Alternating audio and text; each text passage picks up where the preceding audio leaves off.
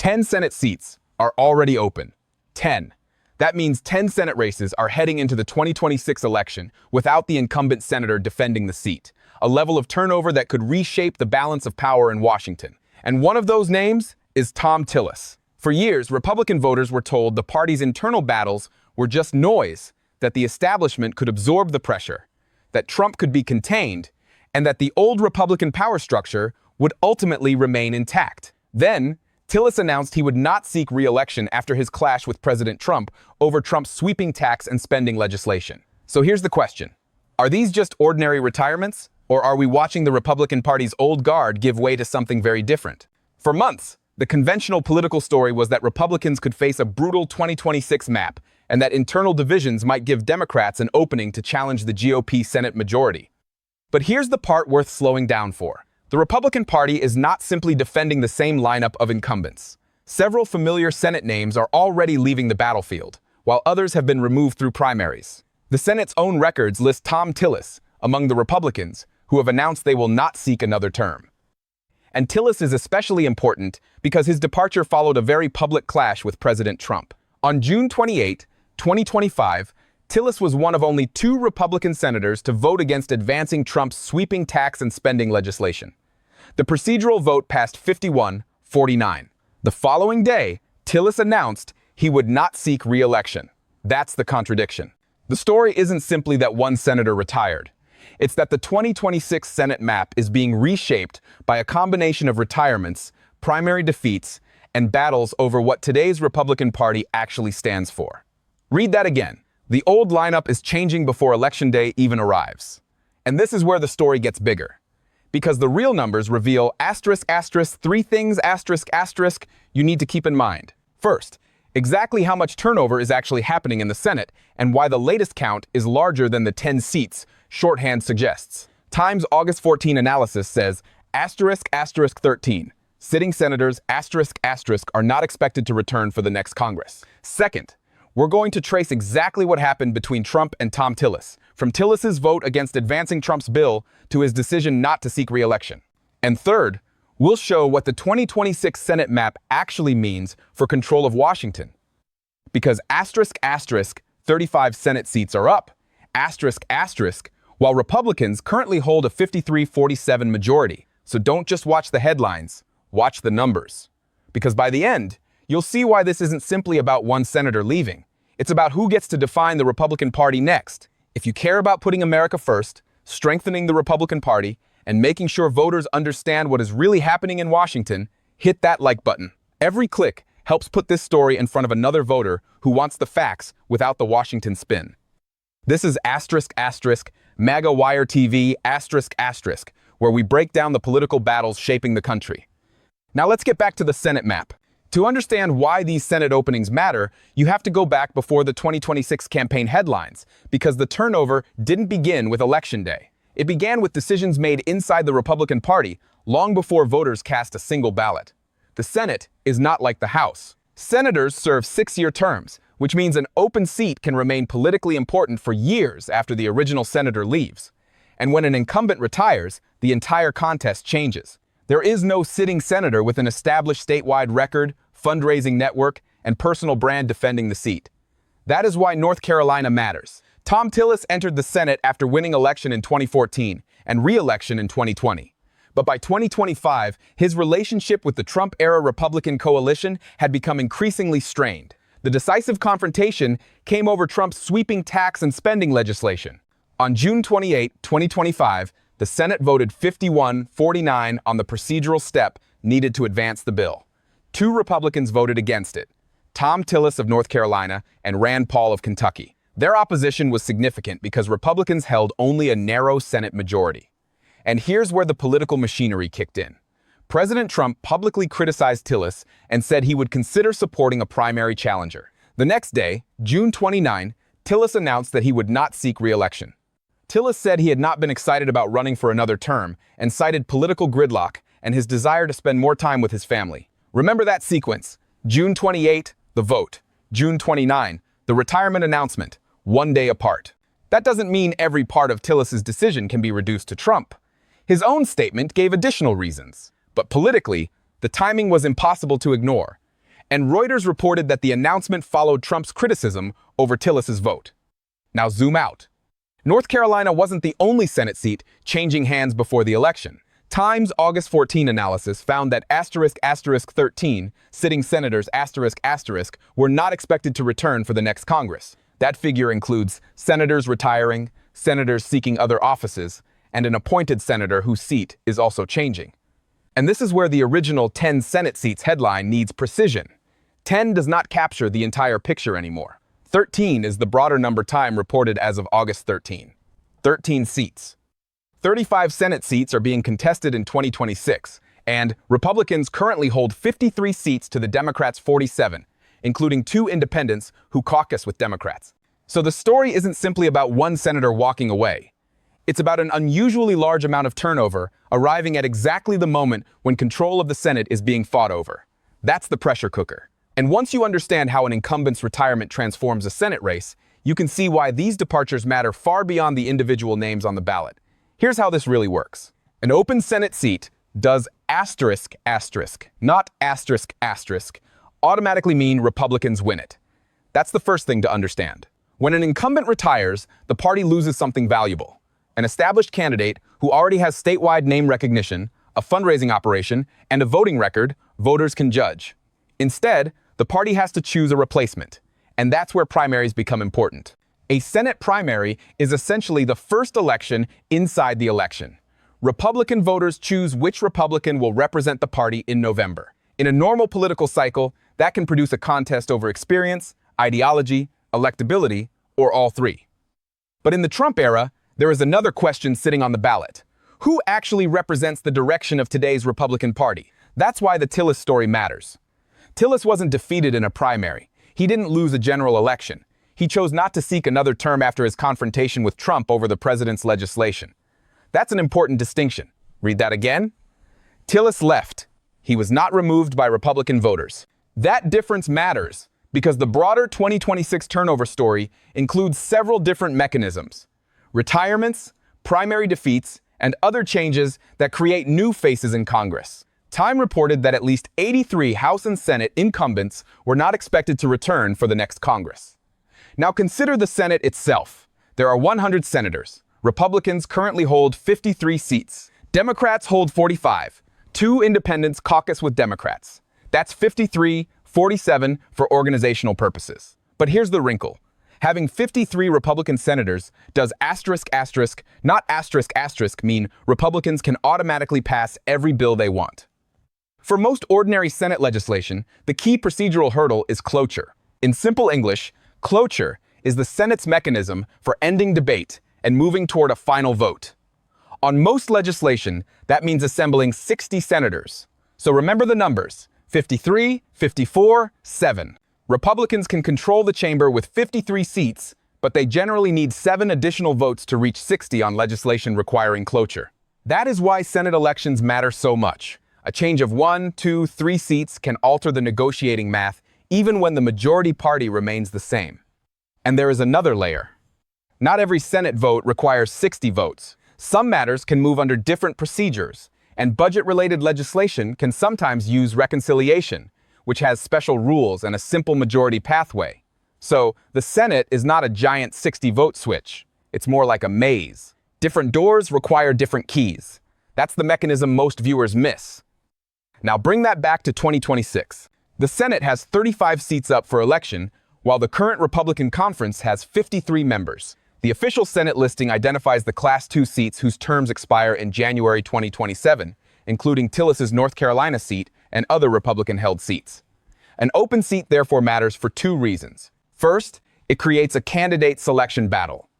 Second, it creates an opportunity for the opposing party to compete without facing an incumbent. And when several seats become open at once, the effect compounds. One open seat is a race. Several open seats become a map. That is why the 2026 turnover numbers deserve attention. But here's the part to keep in your back pocket. Asterisk. An open seat is an opportunity, not a guaranteed victory. Asterisk. The MAGA wave, if it materializes, has to be demonstrated through actual nominees, actual general election results, and ultimately, actual Senate seats. That's the difference between political commentary and political fantasy. And now, we can move from the mechanism to the real timeline where the names, dates, votes, retirements, and primary results start connecting into one much larger picture. Now put the pieces on a timeline, because this is where the political significance becomes much clearer. The first major date is June 28, 2025 ***. That was the Senate vote on advancing President Trump's sweeping tax and spending legislation. The procedural vote passed ***51, 49 ***. Two Republicans opposed it, Thom Tillis of North Carolina and Rand Paul of Kentucky. Reuters reported that Tillis had raised concerns about the legislation, including its potential effects on Medicaid. Then came June 29 ***. 1 day later, Tillis announced that he would not seek re-election. Reuters reported that the announcement followed Trump's public criticism of Tillis and Trump's threat to support a primary challenger. Tillis himself also cited Washington's political gridlock and declining bipartisanship as reasons for stepping away. That's the sequence. ***51, 49, then, retirement. Keep that in your back pocket. Because the North Carolina story didn't end with Tillis leaving. After Tillis withdrew, the Republican contest became an open seat battle. President Trump ultimately backed former Republican National Committee Chairman, Michael Whatley, who went on to win the Republican nomination. On the Democratic side, former Congressman Wiley Nickel had initially entered the race, but former North Carolina Governor, Roy Cooper, became the Democratic nominee. So the seat that once belonged to Tillis became something completely different, a direct Republican versus Democrat contest without an incumbent. And that matters because North Carolina is not politically uniform. It has become one of the states where presidential politics, suburban voters, rural voters, and the strength of individual candidates can collide in the same election. But don't make the mistake of thinking North Carolina alone defines the 2026 Senate map. There are *35 Senate seats, being contested this cycle. Republicans currently hold *53 seats, while Democrats have *45 with two independents caucusing with Democrats. That gives Republicans a functional 53-47 advantage. And here's the pressure point. Of those 35 contests, a large share are Republican-held seats. That means Democrats don't need to build a majority from scratch. They need to find vulnerabilities in the Republican map and convert enough of them into wins. Republicans, meanwhile, have to defend their existing advantage while trying to capitalize on Democratic vulnerabilities. That's why every retirement matters. Every primary matters. Every candidate matters. And every unexpected shift can change the map. Now look at the bigger turnover picture. Time reported on August 14 that at least 83 House and Senate incumbents, were not expected to return to the next Congress. The publication described the coming 120th Congress as unusually different from the one that began in January 2025. The Senate alone is experiencing substantial turnover. Ballotpedia's current tracking identifies *11 senators, 7 Republicans, and 4 Democrats who have announced they will not seek re-election in 2026 ***. And that's why we need to be precise with the headline. The phrase **10 Senate seats open, captures the broad political story of unusually high turnover, but the current count of senators who have formally announced they won't seek re-election is different. Facts first, drama second. That's how you keep credibility. But there is still a very real MAGA versus establishment story here. Tillis was not defeated by MAGA voters. He wasn't removed from office. He chose not to run after a confrontation with Trump and over a policy disagreement that became one of the defining Republican fights of that moment. Then Trump's preferred Republican candidate, Michael Whatley, took the nomination. That's a real political transformation. One senator's seat changed from an incumbent Republican defense into a new Republican nominee, carrying Trump's endorsement into a general election. And that is the broader pattern worth watching. Not every open seat is automatically Republican. Not every Trump-backed candidate automatically wins. But the old assumption that Republican incumbents can simply operate independently of the party's Trump-era base has become much harder to maintain. **53 seats. **35 contests. **. 4 seats needed by Democrats to take control. Asterisk, asterisk, those are the numbers. And as November approaches, every open seat becomes another pressure point in the fight over who controls the Senate and what kind of Republican Party will control it if Republicans keep the majority. Now we can connect the dots. Asterisk, asterisk. Payoff number 1. Asterisk, asterisk. The Senate really is facing an unusually high level of turnover. Time reports that at least asterisk, asterisk, 83 House and Senate incumbents, asterisk, asterisk, are not expected to return to the next Congress. The Senate portion is substantial, but the exact number depends on whether you're counting only announced re-election decisions or the broader group of senators whose seats will change hands. Asterisk, asterisk, payoff. Number 2, asterisk, asterisk, Thom Tillis is a genuine example of the Republican Party's internal transformation, but not because he was defeated by MAGA voters. He announced his retirement on asterisk, asterisk, June 29, 2025, asterisk, asterisk. One day after voting against advancing Trump's legislation in a asterisk, asterisk, 51-49, asterisk, asterisk Senate vote, and after Trump publicly criticized him, then came the replacement fight. Trump endorsed asterisk, asterisk, Michael Whatley, asterisk, asterisk, and on March 3, 2026, Whatley won the Republican Senate primary in North Carolina. Democrats nominated former Governor asterisk, asterisk, Roy Cooper, asterisk, asterisk. The result was a completely new contest for a seat Tillis had occupied for 2 terms. And asterisk, asterisk, payoff number 3, asterisk, asterisk is the bigger strategic picture. There are asterisk, asterisk, 35 Senate elections, asterisk, asterisk, in 2026, including special elections. And Republicans currently hold 53 seats to Democrats' 47, counting the 2 independents who caucus with Democrats. Democrats therefore need a asterisk, asterisk net gain of 4 seats, asterisk, asterisk, to take control. 22 of the seats being contested are currently Republican-held. So the real story is not Tillis stopped the MAGA wave. It's almost the reverse. Tillis left the race, Trump's preferred replacement won the Republican primary, and North Carolina became one of the central battlegrounds on the 2026 map. But there's a catch. The latest polling and race ratings do asterisk, asterisk, not asterisk, asterisk, prove a Republican wave in North Carolina.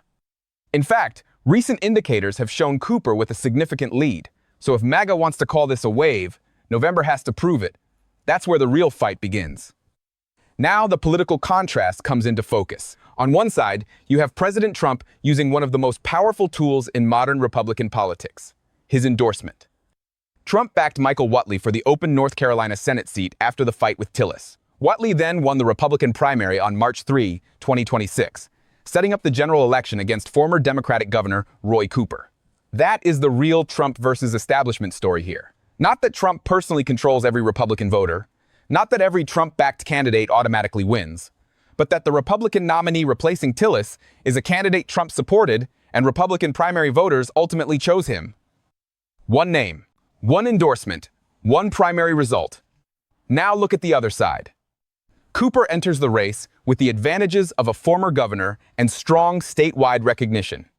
And recent polling shows the race is absolutely not a guaranteed Republican victory. An August Carolina Forward survey of 915 likely voters had Cooper ahead asterisk, asterisk, 50% to 43% asterisk, asterisk, a 7-point advantage. That's the obstacle. The Democratic side has a serious candidate, and the numbers currently show a competitive environment that Republicans cannot simply wish away.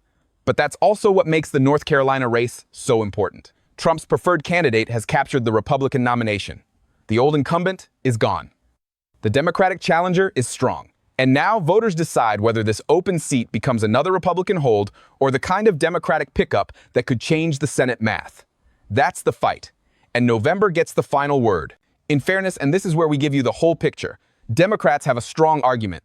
They can point to the current polling and say the North Carolina seat is not a MAGA lock. An Elon University poll conducted July 23, 31 found Roy Cooper leading Michael Whatley asterisk, asterisk, 53% to 42% among likely voters asterisk, asterisk. Another August poll put Cooper ahead by an even larger margin. That matters. Republicans can answer that these are August numbers, not November results. And Whatley is still introducing himself to voters statewide.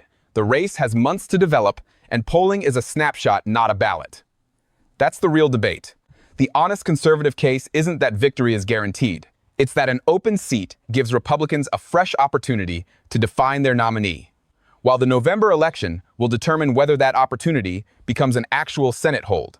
And that's exactly why the next few months matter. This is bigger than one Senate seat.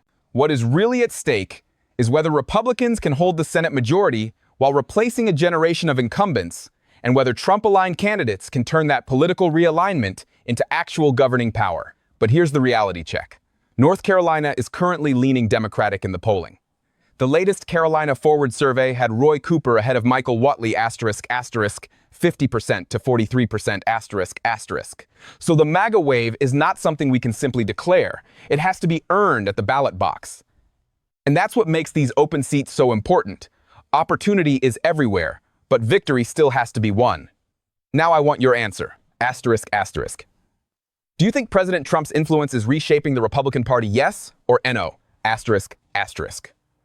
And be specific. Do you think open Senate seats like North Carolina's give Trump-backed Republicans a better chance to change the direction of the party? Tell me **, yes or no, **, in the comments, and tell me what state you're watching from. Because the real test isn't what pundits predict. It's what voters actually do when they walk into the voting booth.